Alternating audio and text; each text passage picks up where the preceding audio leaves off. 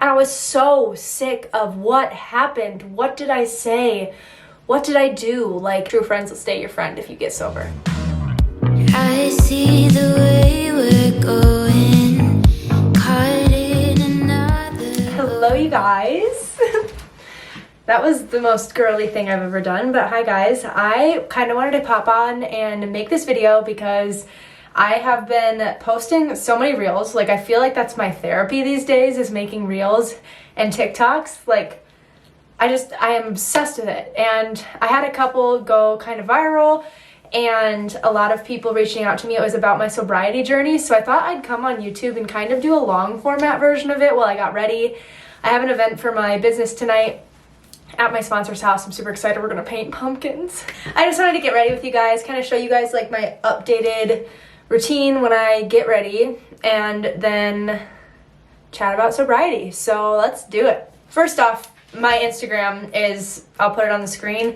If you want to follow me, that is where this video is. Maybe some of you have seen it, I'm not sure, but it's basically, it has videos of when I used to party, and I was like, people always wonder why I'm sober / why I stopped being fun. And then it clips to me now and clips of me working out or me reading my Bible and stuff like that. And I wrote that I chose inner peace.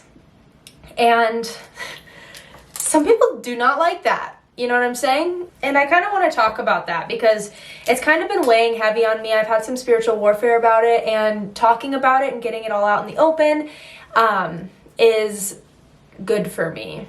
And yeah, like, obviously I know I do social media. I run my life on social media, my business. Like, I've always done social media. I know it opens me up to criticism, and that's fine and dandy. But when you literally make a post that you are happier without alcohol and people tell you that you should kill yourself, I'm like, oh my gosh, can I pray for you? But it sucks. So I was getting, the majority of what I got was good. But there was some just really mean comments. People were like saying slurs, like about how I'm a whore, how I slept with all these people beforehand, and like, nice with your inner peace. Like, you're ruining these boys' lives now that you're sober. You should just start drinking again. Or that you're ugly and you're cringy and this is stupid. And I don't know. It was just like, I was like, oh, I look psycho right now with my eyelids. That I shouldn't have done that much on my eyelids. Sorry, you guys are gonna have to deal with that for now. But I was like, sorry for sharing something good and how I found God and how I don't drink alcohol anymore because it works for me.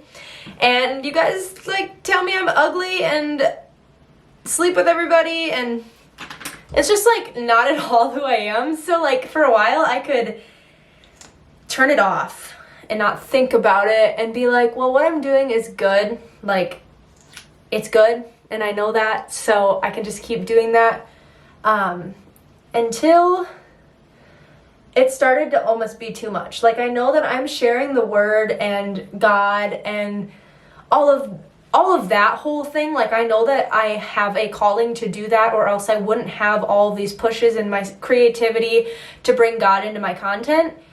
It's just a very important part of my life, so I bring it onto social media, and I know that the enemy was trying to attack me by sending these people to comment things on there and to try and get me to stop doing what I'm doing, because when God has something for you, the enemy literally fights you so hard to try and get you to stop. So I know something so great is going to come out of this, and I've actually made so many friendships over the past couple days with people on social media that I literally never would have connected with had I not posted that reel. It's just insane. So sorry, I have to go. I can't see this very well. I'm going to look in the mirror quick. Anyways, like, people I would not have connected with outside of it. But I want to talk about my past and my present and why I'm doing what I'm doing and how I'm doing this to like help other people. Like, I want other people to feel seen, and I want them to feel okay, and I want them to know that being sober is not a bad thing, or cutting out alcohol is not a bad thing. And just because your friends think you're not cool because you're not drinking doesn't mean that you're a bad person, doesn't mean that there's something wrong with you. It means that there's something wrong with your friends for not accepting you. They weren't your real friends if they're not accepting you whether you drink or not. Like, it's like not a big deal if you don't drink, you know what I mean? it is, oh, hi. Like, it is and it isn't. Like, it's a big deal, but, like, it shouldn't be a big deal to people who do drink, you know what I mean? So, I was one of those girls that in high school, my friends wanted to go to parties and all this, and I had this pit in my stomach. I'm like, Lord Jesus, save me from this. Like, I don't know. I feel sick thinking about this. I don't want to drink. I can go with you guys, but I was basically known as, like, maybe I wasn't known as this, but I know my friends thought I was a buzzkill and they just stopped inviting me when they wanted to go to parties, because I would go and I would be anxious and I would not feel good and I wouldn't drink with them and I wouldn't, like, partake. So I kind of lost that friend group pretty quickly. We were, like, tight-knit until I decided to stop drinking, and then now we've gone our separate ways, obviously. But that was high school, and then when I got to college, a year and a half, 2 years into college was the time I drank for the first time, and it was on White Claws. I literally remember it, like, I was in my friend's basement, and that night I did that. And I was a collegiate runner, so I wasn't, like, somebody that could, like, drink every single day. Like, I didn't have this crazy, insane problem or anything like that. I would have meets for cross country, and then that night we'd all get blackout drunk. Like, it was just what we did, and it's not great, but it is part of who I was, and it is what I did, so I want to shed light to that. Like, it wasn't every single weekend, but it was at least every other weekend that was happening, and for a while it was fine. Like, it wasn't a big deal, and I had so much fun, and then all of a sudden this whole anxiety thing hit me. I'm like, why do I want to literally drive myself off the road? Like, and that is not, like, you can ask people from my past. I literally was having thoughts of, like, driving myself off the road or hurting myself or, like, just really bad things, and it was always after I drank, and I wasn't making the connection for a while. Sorry, I'm sweating thinking about this, but I wasn't making the connection for a while.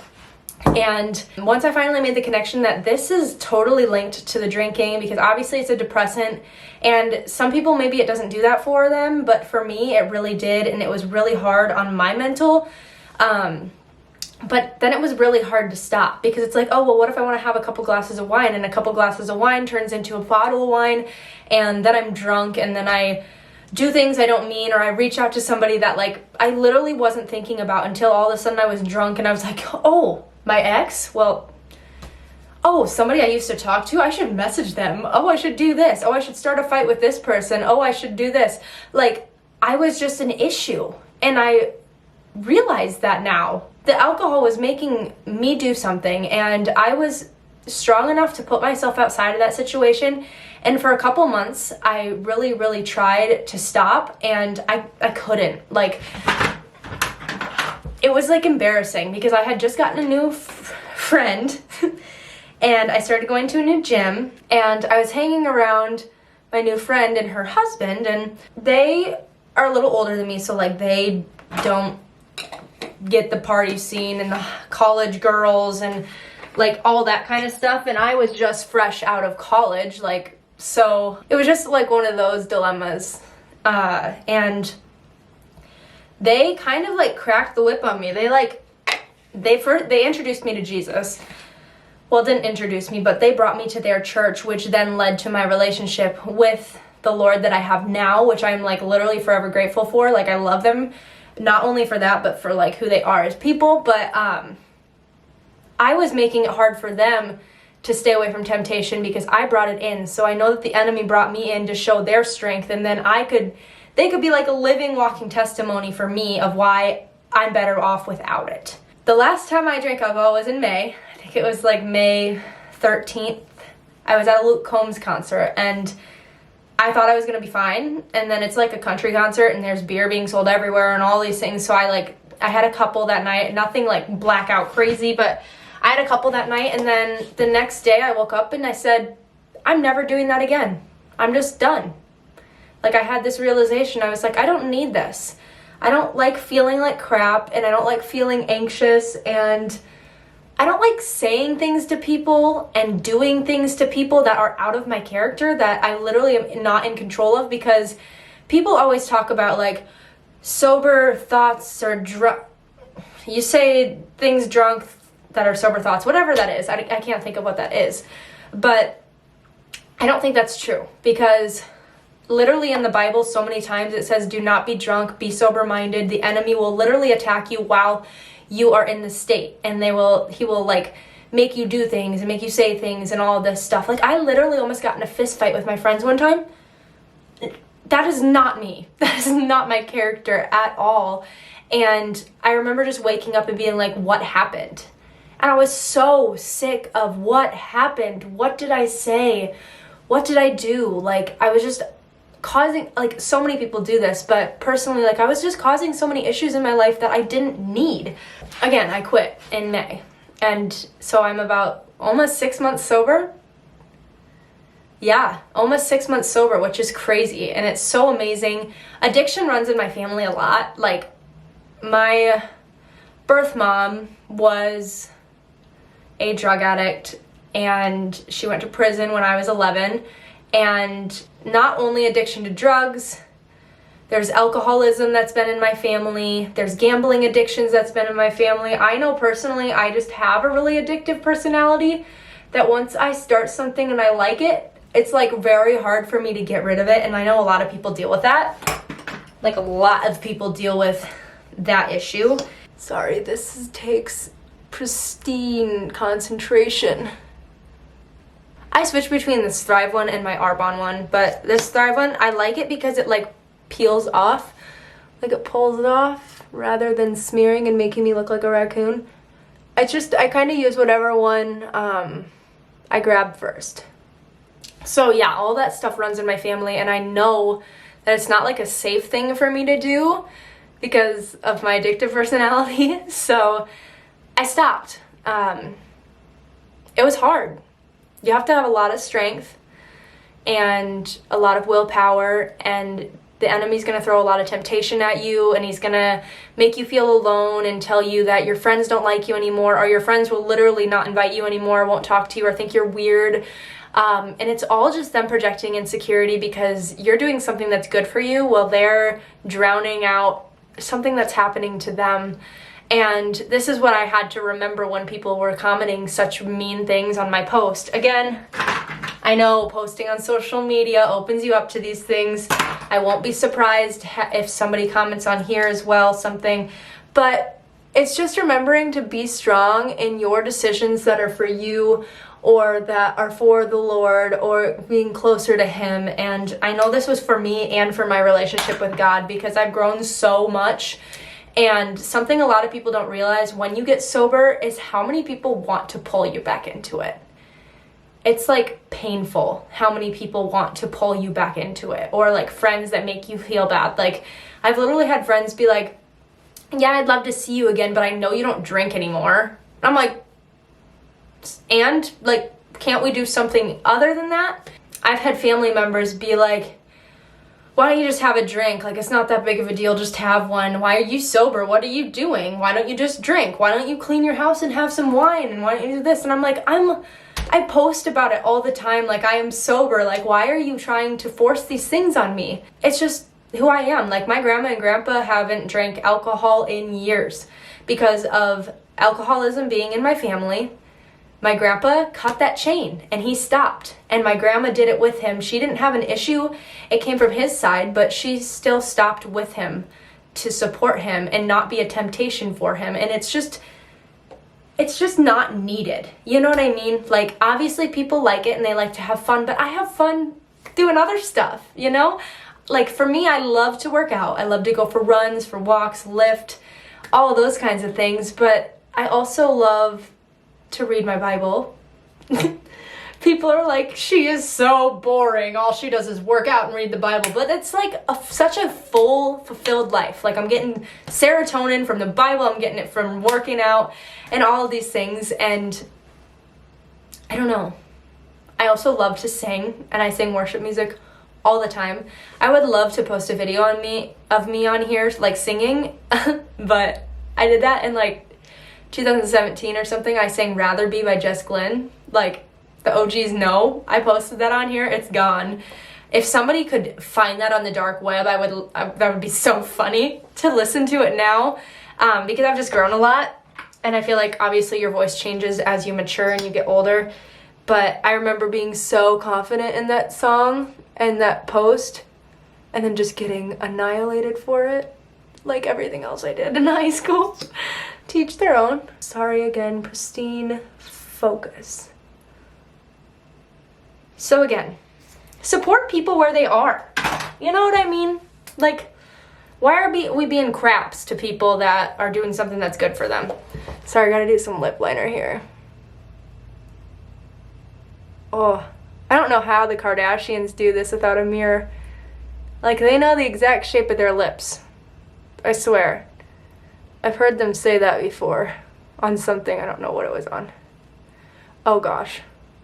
Literally, I'm struggling so hard right now. This viewfinder's too small. I think I got it. I don't know. Let me check. Alright, but this video is like, I want to help people who are sober curious or feel alone or feel like they don't know where to go next. Now that they're starting this journey, this is a safe place. Comments are always on. Like, I would love to chat with you. On my other social media too, I've been DMing people, sending them voice memos like all day, like congratulating them on their sobriety, or they just started, or they don't know where to start and they want to get on this journey, and it's a good one. Like, I swear it is. And making mocktails and stuff is so fun. Like, I do it all the time. Like, I'm obsessed with it. And it's like, I do not like the whole drinking scene, but like, I like having little mocktails. It's fun. Sorry, I need little hair ties. I don't know if I want to braid my hair, but that's what's happening currently. Yeah, no, I look like Lil Bo Peep. I'm not doing that right now. This whole sobriety thing, it's a big thing. Like, people are starting to come to it and are starting to do it, and I just push you that if you feel like you are curious about it, like you're sober curious, like, give it a shot. Like, what are you gonna lose? Like, a value, what are you gonna lose? Because true friends will stay your friend if you get sober. It's a truth. And it's a hard truth sometimes, but it is the truth. Pray about it.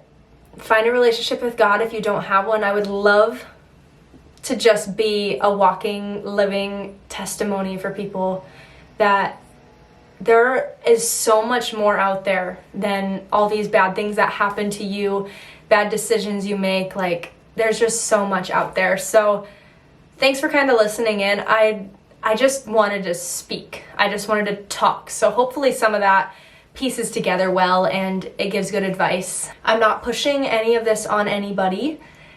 I just wanted to talk about it. It's something that's a part of me and something I'm proud of and something that I want to share with people. So next time you see somebody doing something that maybe you want to fight back, like all these people that have said so many negative things on my post, like, think about that. It's an actual person on the other side, and all I did was say that I found inner peace for myself.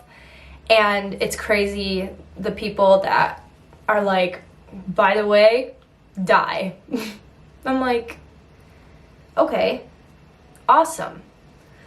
And like, I'm gonna be praying about them and praying that they find peace themselves, because they clearly don't have it. And that is just the most I can do. So yeah. Thanks for listening in, guys. I would love to talk about this more. Like, if you guys have questions, you can message me on Instagram, you can comment below, stuff like that. Like, I would love to make a part 2 answering questions about this topic, but that's all I got for right now. So thanks for listening. I love you guys. I'll see you guys in my next one. Peace.